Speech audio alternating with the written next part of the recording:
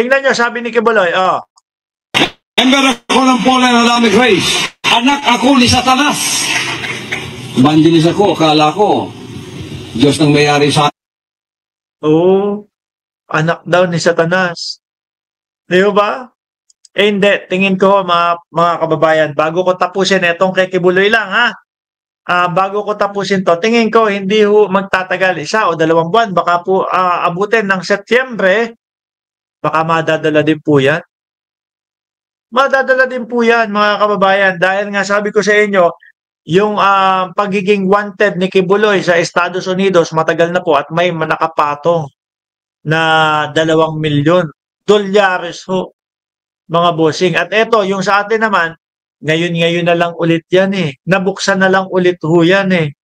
So, at nakikita ko dito, sasabihin, sige, ihatid muna sa Estados Unidos si Kibuloy. Mas mukhang mas okay at mas mukhang mas kailangan siya doon. With AC pag summer at may heater pag winter, television and huge court. Saan ka pa niyan, Kibuloy? Si Roque naman, isa din si Roque. Hindi mo mawari kung ano talaga ang gusto. Pag umuwi naman siya ng Pilipinas at nakulong naman sa oblo ng Pilipinas, kumaliwa siya, matuturbo siya. Kumanan siya, matuturbo din ho, mga kababayan. Mahilig si Roque doon sa mga pataples-taples ho eh. Kaya nagtataka ako, ba't ayaw umuwi ng Pilipinas at harapin yung kanyang kaso o harapin yung kanyang problema sa Pilipinas ho? Diba? At nagpupumilit po na makakuha ng asylum doon sa Netherlands. Kaso, mga bossing, ang estilo ho ni Roque kumbaga, estilong hausyaw. Bakit to? Hindi naman niya sinasabi kung anong katotohanan talaga. Sinasabi niya lang is, ang sinasabi daw ni Roque is, kumbaga, kaya siya hinahagilap, kaya siya gustong kunin o pauwiin ng Pilipinas dahil ginigipit siya ng gobyerno ng Pilipinas dahil sa pagsuporta niya kay dating Pangulong Duterte. Alam naman ho natin mga kababayan, no? Alam naman natin kung ano ang dahilan kung bakit bigla pong nawala si Roque at kung bakit pong biglang tumakas si Roque, mga bossing. Si Sakurambo nandiyan na din, no? Ayaw ni Roque noon, libre ang humba sa kulungan. Tsaka yung mga kapwa natin Pilipino, lalo na yung mga DDS, no, mapaglulutuan siya ng humba. 'Di ba? Mapaglulutuan siya ng humba. Kung uuwi ka ng Pilipinas, paliwanag mo yung sarili mo, malay mo, malusutan mo, labas, laya, makakapiling mo yung mga mahal mo ulit sa buhay. 'Di ba?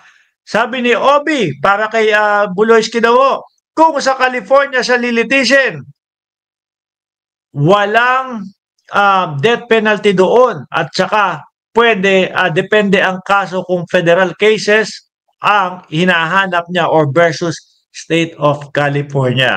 Ngayon mga kababayan, dumako po tayo dito sa Senado.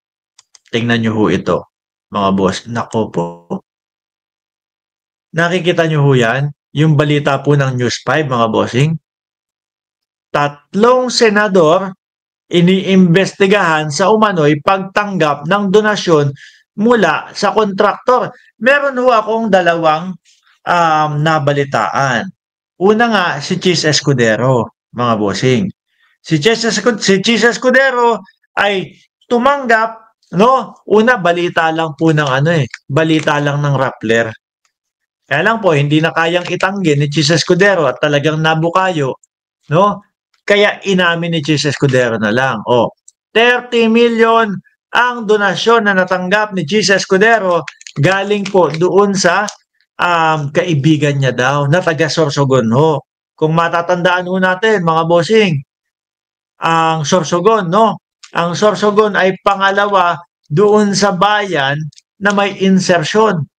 Sa insertion ni Chis. Una, nangunguna yung yung bayan ng kaibigan niya. Yung matalik niyang kaibigan ngayon diyan sa Senado, si Joel Villanueva, ang Bulacan po. Pero ano sabi ni Senator Ping Lacson?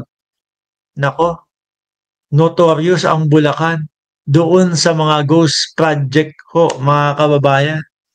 Sabi ni Mila Marquez, Boy Kilay, Quezon, Boy Dila at si Bongo. O, yun na nga. Una kay Cheese, 30 milyones ang idinonate. No? Pangalawa, kay Joel Villanueva. At ang sinasabi may pagyayabang pa ho si Joel Villanueva, mga kababayan. Ang sinasabi niya, hinarap niya pa yung kausap niya. Boss, ni isang beses ba lumapit ako sa iyo at sinabi ko ba na magaling ako dito, magaling ako sa ganyan, kaya dapat pagbigyan mo ako? Oh, naglabi ba ako sa iyo? Sabi naman ng kausap niya, hindi daw. No?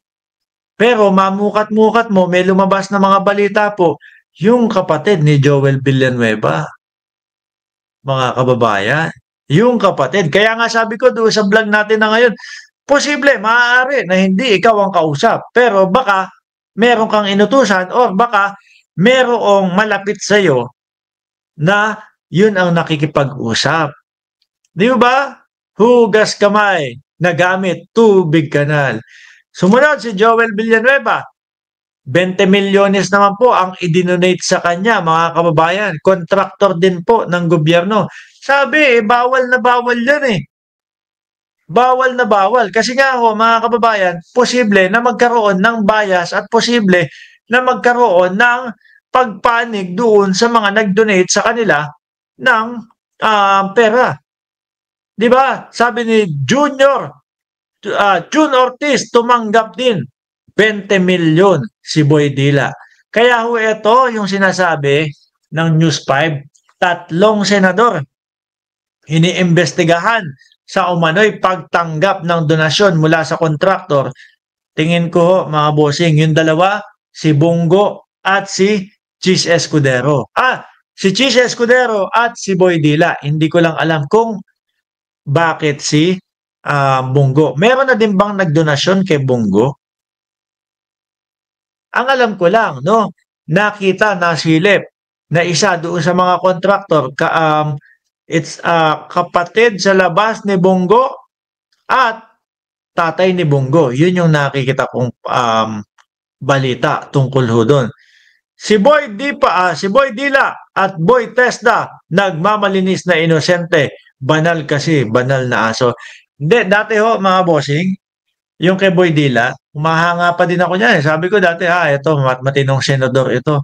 Pero nang nakita ko kung paano nila barabarahin at kung paano nila bastusin para lang po ma-block yung pinagsasasabi ni Senadora Risa Ontiveros na may katwiran naman po dahil ang ipinunta po nila doon, mga kababayan, ay upang manumpa para maging impeachment court. Pero yung padila-dila ni Villanueva, sabi ko, nawalan ako ng gana.